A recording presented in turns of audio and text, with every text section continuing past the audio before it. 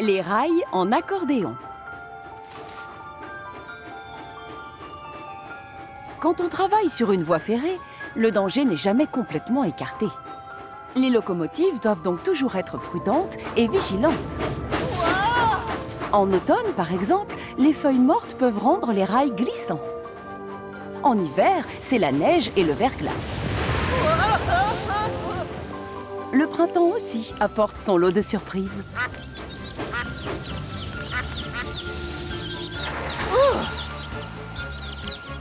Même en été, il y a des dangers. Flynn et Belle sont bien placés pour le savoir.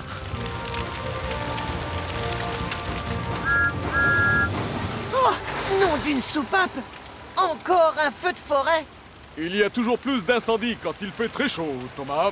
La végétation est plus sèche. J'espère que vous l'éteindrez assez vite. Oui.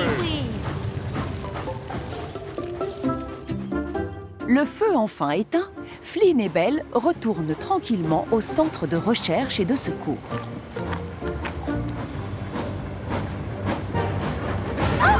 Oh, mais qu'est-ce qui se passe? Les rails! Sous l'effet de la chaleur, ils ont dû se déformer. Waouh! Plus la température grimpe et plus le métal se dilate. Ça arrive souvent. On devrait arroser les rails pour les refroidir, Belle. Mais je n'ai plus du tout d'eau dans ma citerne. Moi, il m'en reste encore un peu, mais je crois qu'il vaut mieux que je la garde au cas où. Il peut très bien y avoir un autre incendie.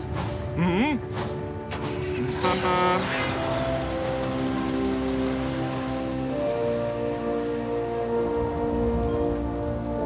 train en provenance de Tiffauges entre en gare. Quelle chaleur! De la bordure du quai. Merci. Tiens, bonjour monsieur! Tu parles d'un bonjour? Regarde, j'ai encore plus chaud qu'une pomme de terre cuite en plein milieu du désert. C'est justement pour ça que je suis là. Maman? Oh, merci, j'ai quelque chose qui devrait te rafraîchir un peu. Ferme les yeux. Oh, c'est une glace à la fraise. Oh, j'adorerais manger une glace. Merci. Une bonne glace bien fraîche avec des... un chapeau. Beaucoup mieux adapté pour l'été que celui que tu as sur le Oh, crâne. mais pourquoi? Parce que Oh, mais... le noir attire la chaleur, bien sûr. Avec un chapeau noir, tu as vraiment beaucoup plus chaud. Alors qu'un blanc, lui, va réfléchir la chaleur et tu seras plus au frais. Tu te sentiras mieux avec, fais-moi confiance. Avec ça, j'ai l'impression de partir en safari. Mais un safari, c'est très chic. C'est vrai, monsieur! On ne sait jamais, vous pourriez croiser des éléphants!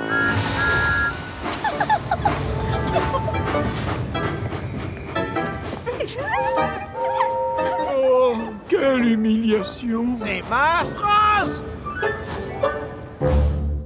Pendant ce temps, la canicule s'installe et les rails continuent à se déformer sous l'effet de la chaleur. Plus il fait chaud et plus il y a de bosses.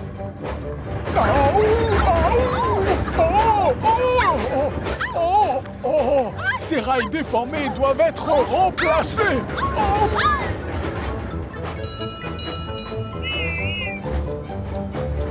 Oh! Oh! Aïe! Aïe!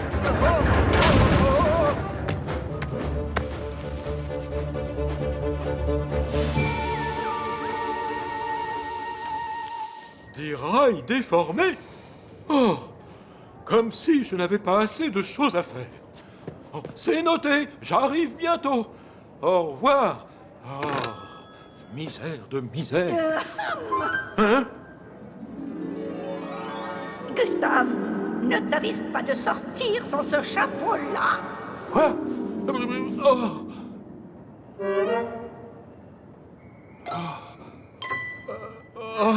Très bien, maman. Entre en gare. 6. N'oubliez pas de composer vos billets. Oh, ça devient ridicule. J'ai l'air d'un clown avec ce chapeau. Bonjour. Ne laissez pas vos bagages sans surveillance, s'il vous plaît.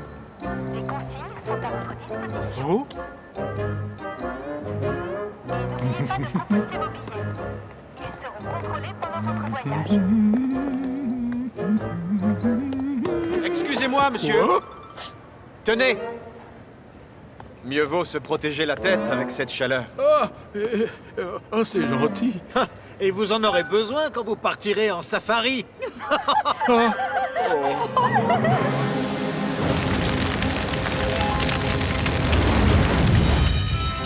Encore un incendie? Nom d'un chouchou! C'est déjà le 3e! Nos citernes sont pleines. On passe à l'action.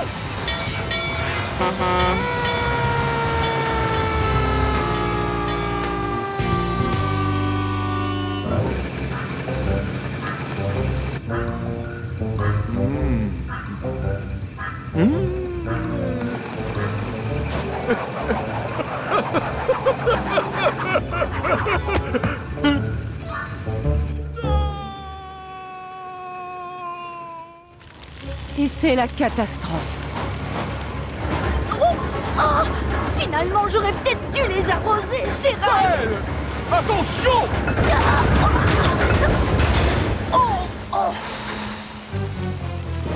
Oh non! Ce n'est pas grave, Belle. Je vais te pousser pour te remettre sur les rails. Désolé, mais on n'a pas le temps, Flynn! Tu dois éteindre le feu avant qu'il ne s'étende! Bien sûr, oui. Mode route enclenché. Ne t'inquiète pas. Super pompier à la rescousse. Arrosez par là. Et par là aussi. Vous aimez l'eau, les flammes? Ah ah! C'est ma tournée. Une fois le feu éteint, Thomas arrive avec Rocky pour aider la pauvre Belle et la remettre sur les rails. Ah, ne t'en fais pas, Belle. Tu vas pouvoir à nouveau t'occuper des incendies. Fais-moi confiance. Ouf! Merci, Rocky! Oh, misère de misère. Qu'est-ce que je vais bien pouvoir faire avec ces rails? À chaque canicule, ils se déforment et se plient. Oh, comme si ma journée n'était pas déjà gâchée par cet affreux chapeau. Et quand même, je reconnais qu'il tient bien ma tête au frais. Excusez-moi, monsieur, j'ai une idée. Votre maman vous a offert un chapeau blanc pour réfléchir le soleil et garder votre tête au frais. Oui, je sais. Ma mère croit toujours tout savoir, Thomas. Mais peut-être que les rails arrêteraient de se déformer et de se plier si on les Repeignait en blanc. Oh, c'est malin, Thomas. Quelle idée fantastique. Tu sais quoi, Thomas? Je dois reconnaître que pour une fois, ma mère avait raison. Le blanc réfléchit les rayons du soleil et garde les choses au frais. C'est comme votre chapeau de safari, en fait. Arrête de parler de safari, d'accord? Vous avez l'intention de vous promener dans la jungle, monsieur?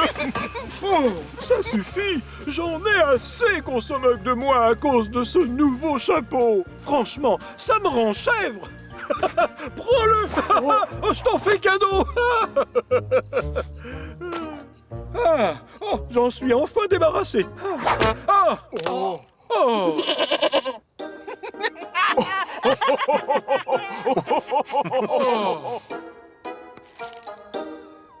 Misère. Max et Monty. Max, le camion Ben, adore faire la course avec Thomas.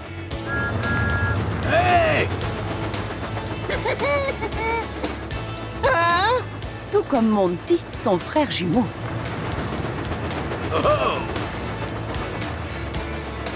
Max et Monty peuvent parfois être farceurs, mais Thomas les trouve plutôt sympathiques. La plupart du temps. On gagnera la prochaine fois.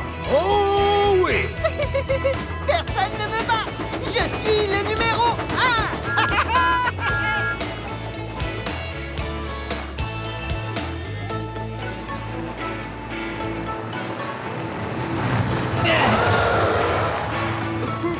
Désolé! Max et Monty travaillent avec Oliver, Alfie et Jack sur un chantier proche de la ligne de Thomas. Leur mission consiste à emporter la terre à la décharge. Mais ce qu'ils préfèrent, c'est s'amuser. Doucement. On se calme, d'accord? Ça suffit, vous deux. Oh, je vois Thomas qui revient. Oh, attends-moi.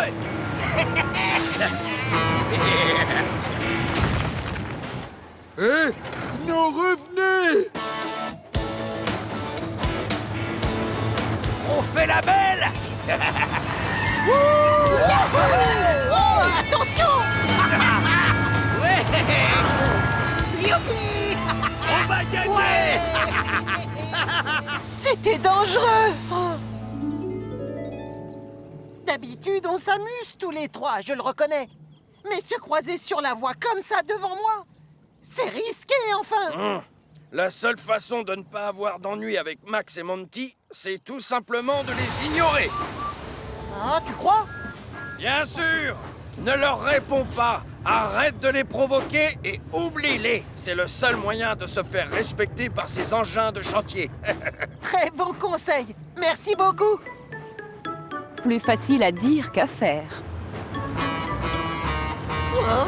Hé Thomas, on fait la course jusqu'au prochain croisement. On fonce. Quelle mauviette. Tu parles d'un numéro 1. C'est nous les numéros 1.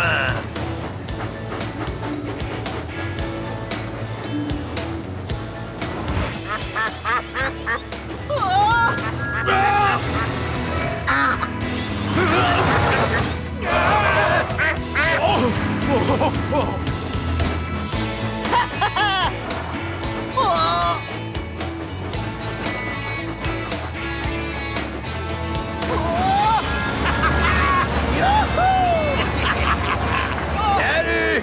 On est numéro 1! En plus, on est ex-aequo, donc ça fait de toi le numéro 3! C'était dangereux. Terminé, j'arrête de jouer avec vous deux.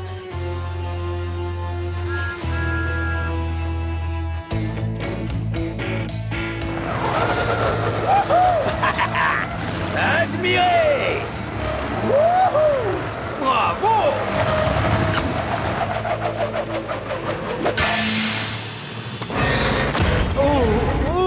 Oh non! Avec un bras hydraulique cassé et une chenille inutilisable, Oliver ne peut plus travailler. Oups! Désolé, Oliver.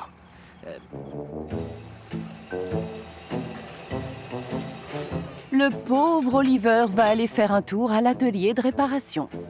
Je reviendrai bientôt et en pleine forme. Mais en attendant, je compte sur vous pour avancer. Bien, chef!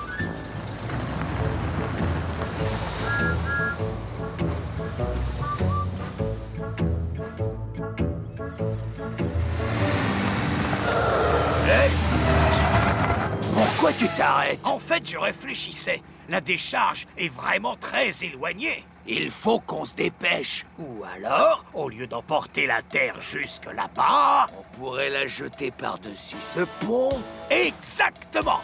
On gagnerait un temps précieux. Et en plus, on serait vraiment utile.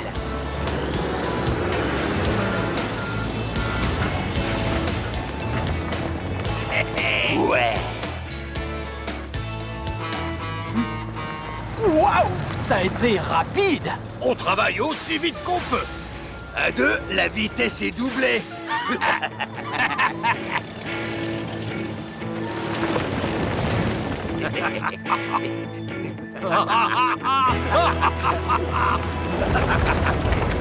Le seul souci, c'est qu'en contrebas du pont, ce n'est pas une décharge qu'il y a, mais deux voies ferrées.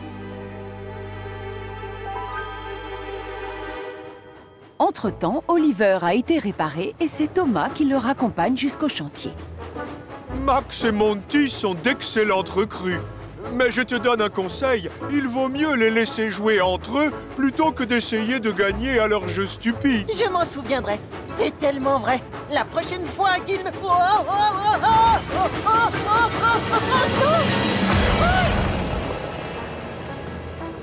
Max et Monty sont responsables de cet accident.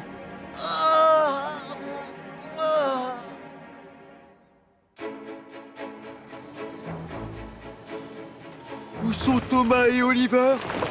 Ils devraient déjà être revenus depuis longtemps. On peut pas finir sans Oliver. Ok, les jumeaux. C'est le dernier chargement pour aujourd'hui.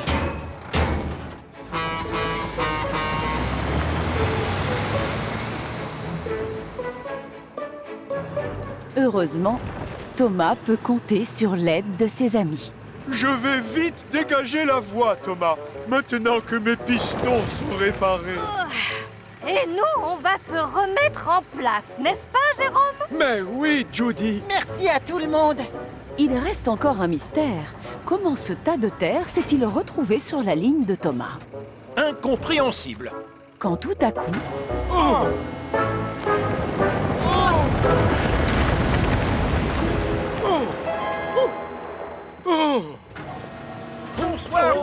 Bonsoir. Max et Monty, vous avez déversé la terre au hasard. Et cela a provoqué du retard et de la confusion à la fois dans les gares et sur le chantier. Désolé, monsieur l'agent. On jette toujours les choses dans des lieux prévus à cet effet, à la décharge. Et je compte sur vous pour y emporter tout ce que vous avez déversé sur les voies avant demain matin. Oui, monsieur.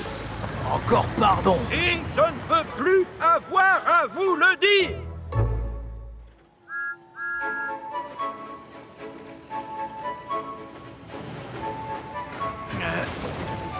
Pardon, Thomas. On ne l'a pas fait exprès pour l'accident. On voulait juste finir notre travail plus vite. Un peu trop vite, à mon avis. Quant aux courses, ne comptez plus sur moi.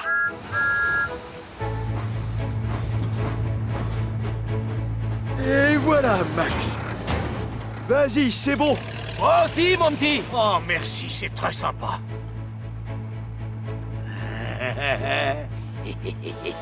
Est-ce que tu penses à la même chose que moi? Le dernier à la décharge est un vieux pneu pourri. Ouais.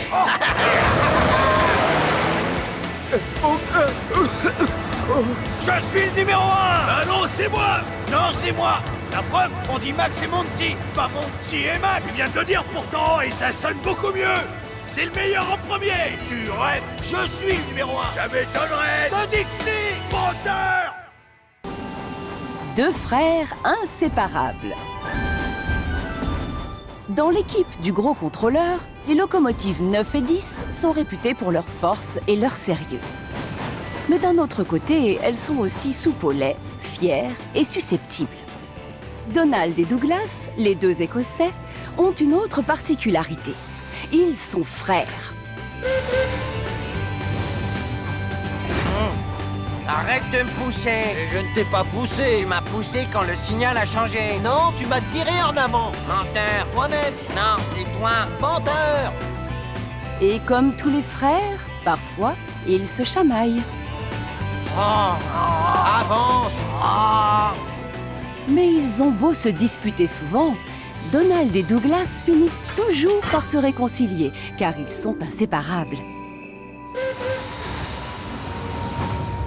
C'est l'hiver sur Chicalor, et cette année-là, la neige est en avance. Un lourd manteau blanc recouvre les rails, et il y a beaucoup de voies à dégager. Hé, Donald, on pourrait s'occuper de la ligne d'Édouard. Je sais pas trop, Douglas. Ah, mais ce serait vraiment utile d'avoir une ligne dégagée jusqu'au port. On va se limiter à la principale pour l'instant.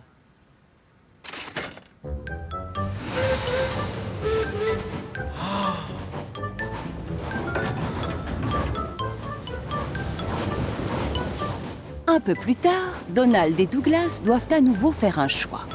Hein? Je crois qu'on devrait aller jusqu'au centre de recherche et de secours. Pourquoi faire? Pour dégager une voie s'ils doivent aller sur un accident. Pas la peine. Nous, on doit rester sur cette ligne et bien la déblayer pour Thomas. Oui. Mais le centre est aussi très important. Et ça prendra peu de temps. Toutes ces chamailleries et ces indécisions commencent à affecter leur attelage. Ah, on perd un temps précieux. La voie est enfin dégagée. Ah, pas trop tôt. Les voilà donc repartis sur la ligne principale pour leur prochaine mission.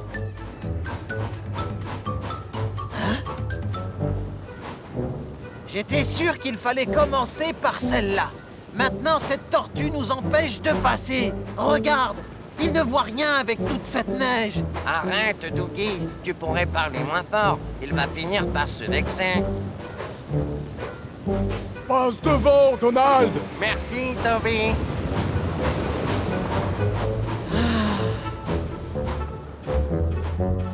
Mais très vite, Donald et Douglas doivent faire face à un nouveau choix. Et c'est la catastrophe. Et maintenant, Dougie, qu'est-ce que t'en dis? On reste sur la principale ou on dégage celle qui va au château? Je préfère ne rien dire. Tu n'en feras qu'à ta tête, de toutes les façons. En fait, ça ne m'étonnerait pas que tu choisisses de faire exactement le contraire de ce que je souhaite. Ben voyons, comme si tu agissais différemment. Tu fais toujours ce que tu veux sans tenir compte de ce que j'ai envie de faire. Ah! Menteur! C'est toi le menteur! Oh, arrête de tirer! Mais c'est pas moi qui tire! C'est toi! Non! L'attelage entre Douglas et son tender se brise à force de tirer dessus. Oh! Non! On s'est détaché! Au secours!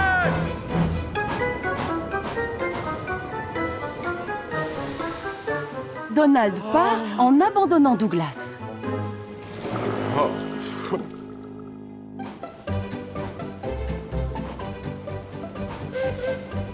Salut, Donald! Où est Douglas? J'ai laissé le bon à rien qui me sert de frère à un embranchement. Il ne m'est d'aucune aide. D'ailleurs, je n'ai besoin de personne. Vous voyez ce que je vois? Donald a le Thunder numéro 9 et le numéro 10. Coucou, Douglas! Où est Donald? Je n'en sais rien. Et ça m'est égal. Hein, on s'est séparés, c'est tout. Oui, mais ton wagon tender, tu as besoin d'aide? Oh non, je vais bien, Toby. Je suis juste fâché contre mon frère. Allez-vous-en. Bon, d'accord. Si c'est ce que tu souhaites. Pour l'instant, tout va bien en effet pour Douglas. La chaleur de sa chaudière fait fondre la neige. Pendant ce temps-là, de l'autre côté de l'île, Donald fait de l'excellent travail en dégageant toutes les voies.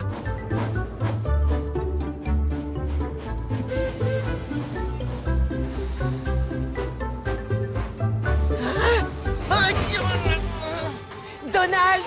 Tu sais que tu roules avec deux tenders? Celui de Douglas est accroché derrière ton wagon. C'est l'attelage qui a dû se casser. Pardon?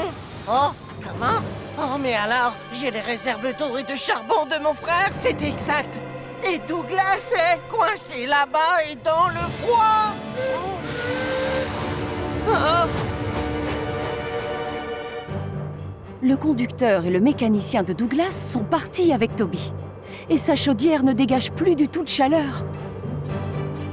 Mais Donald est bien décidé à retrouver son frère. Dougie! Dougie! Dougie! À l'aide! À l'aide! Je suis là! Au secours! Je suis là, Donald!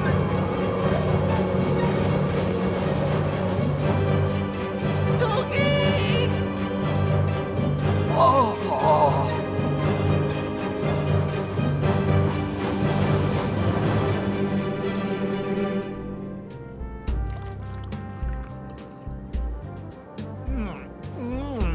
Il est délicieux, ce chocolat chaud. Oh, oh.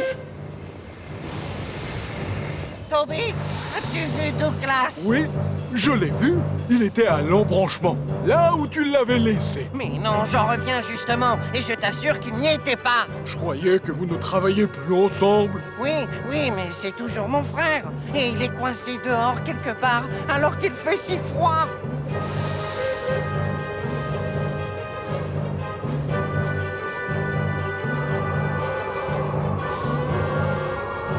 Dougie!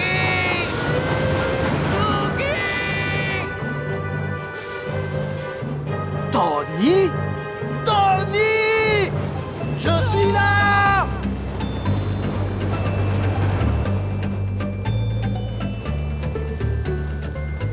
Oh, Douglas, je suis tellement content de te voir. Et moi donc, si tu savais. J'ai cru que j'allais rester ici jusqu'à la fin de l'hiver. Oui, mais on risque de rester coincé là un bon bout de temps. Je n'ai plus assez d'eau. Oh, mais tu as mon tender.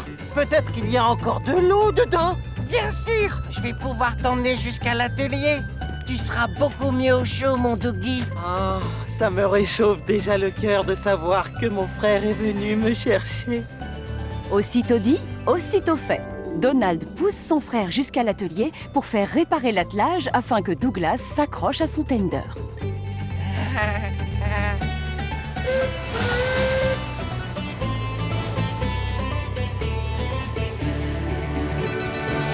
Y a que toi pour être en panne d'eau. Ah, oui, mais moi, au moins, j'ai du charbon. Du charbon?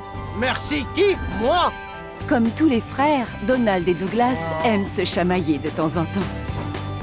Il t'en a fallu du temps, dis donc. Je n'y peux rien s'il neige. Mais même s'ils se disputent souvent, Donald et Douglas savent qu'ils peuvent toujours compter l'un sur l'autre pour se soutenir.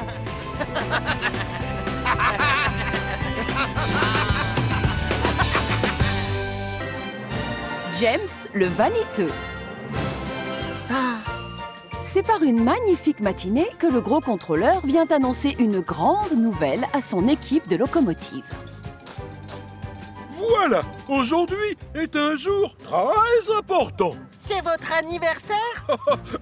Encore plus important que ça, Thomas. Quoi, c'est déjà Noël? Non, Percy, pas tout de suite. Ce soir, le maire de Chicalor et moi avons été invités à un grand bal au château des Calanes.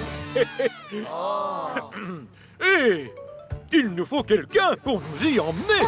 Moi, monsieur. Pourquoi pas moi, monsieur? Moi, je vais le faire. Ce serait un honneur de vous y conduire, monsieur. Oh non, non, non. Allons, pas tous en même temps. Si c'est une mission importante, vous devriez y aller avec une locomotive plutôt élégante, comme moi, donc. C'est tout toi, ça, James. Toujours après les meilleures missions. Ah non! Monsieur le maire habite tout près de ma ligne, près de Sudbury. Oui, mais James s'est proposé en premier, donc je le choisis. Ah, merci, monsieur. Tu devras finir ton travail habituel dans les temps, James. Oui, comptez sur moi, monsieur.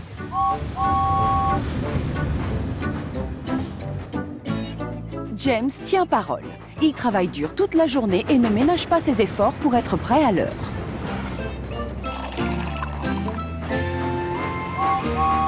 Voilà, James. Tu m'as l'air bien joyeux, James. Oui, je vais avoir une mission très spéciale ce soir. Je vais emmener le maire et le gros contrôleur à un bal. Et tu sais où ça se passera? Au château des Calanes. Waouh! Je n'ai pas envie de te retarder. Pars! Faut pas être en retard. Tu sais, toutes mes missions sont importantes. Même celle-là. Non! Non! Oh! Oh! Oh, je suis désolé. Oh! J'ai dû déchirer le sac. Pouah, c'est pas grave, Cranky. Le sucre ne colle que quand il est mouillé. Oh! Comme ça, tu veux dire? Oh! Non! Pas sur ma belle peinture! Et même s'il se sent un peu poisseux, James continue à sourire et reprend le travail. Mais plus les heures passent, plus il se salit et sa belle peinture rouge perd de sa superbe. Oh, zut, désolé! Et ça commence à perturber James. Voilà, James! Aïe! Hey!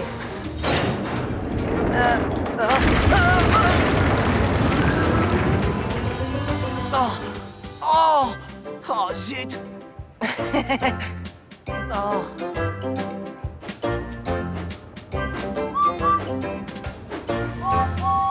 Salut, James! J'imagine que tu dois avoir hâte d'être à ce soir. Oui, mais je dois absolument passer avant à la station de lavage et je suis loin d'avoir terminé mon travail. Eh bien, je peux te soulager en prenant une ou deux de tes missions, si ça te rend service. Non merci, Edouard. Je vais me débrouiller. J'ai promis au gros contrôleur que je ferai toutes mes missions, et aussi celles de ce soir. Et je vais les faire. Comme tu voudras. James a beau être exténué, c'est avec un réel plaisir qu'il fait un brin de toilette. Quoi? Qu'est-ce qu'il y a? Non, rien, James. Juste une petite griffure sur ta peinture. Oh, une griffure! Une griffure! Mais ce n'est pas rien, ça! Je peux pas aller voir le maire dans cet état!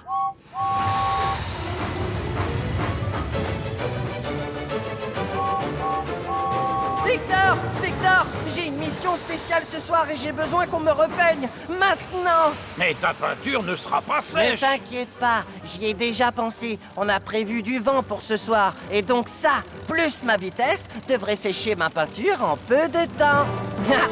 S'il te plaît, je veux pas décevoir le gros contrôleur. Ah, bon, d'accord, mon ami. Si tu es sûr de toi. Ah, merci beaucoup. Cette soirée s'annonce comme la plus belle de l'année. Quand James quitte l'atelier, sa peinture n'est pas totalement sèche. Et comme il l'avait prédit, le vent se lève en fin d'après-midi. Mais hélas, il n'a pas l'effet escompté sur sa peinture rouge. Voilà, James! Regarde, Edouard, qu'est-ce que tu en dis? Bah quoi, y a un souci? James, ta peinture... Oui, j'ai vu. Splendide, tu ne trouves pas? Tu as de la terre collée sur les parois. Quoi? Et des feuilles. Aussi? Et des branches. C'est vrai? Oh, j'aurais dû laisser la griffure où elle était. Je ne peux pas voir le maire dans cet état-là. Édouard, sans vouloir abuser, tu peux emmener le maire au bal à ma place, s'il te plaît? Ce serait un honneur, James. Oh, merci beaucoup. Voilà, Édouard! Oh, Édouard est très fier d'emmener le maire et le gros contrôleur au château des Calannes. Même si les deux hommes s'attendaient à ce que ce soit James qui les accompagne. Le lendemain matin, le gros contrôleur passe voir la locomotive rouge. Oh, arrête de te cacher dans ton box. Je suis venu te voir.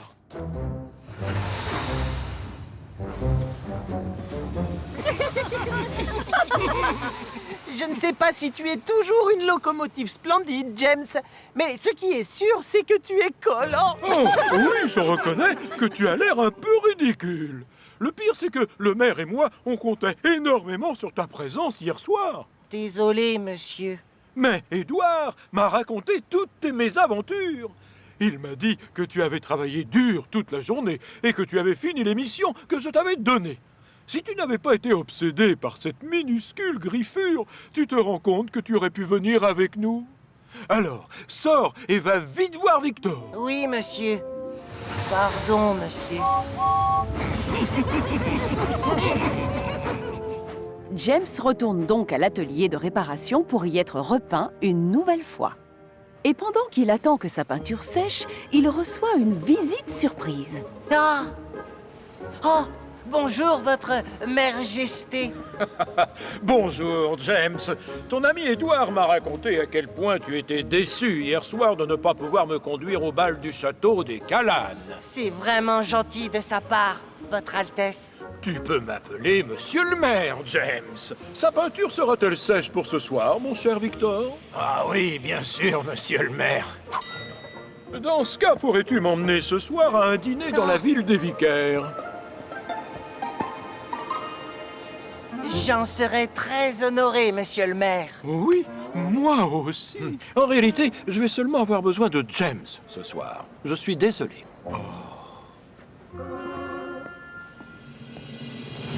Et c'est avec une immense fierté que ce soir-là, James emmène le maire à la ville des Vicaires.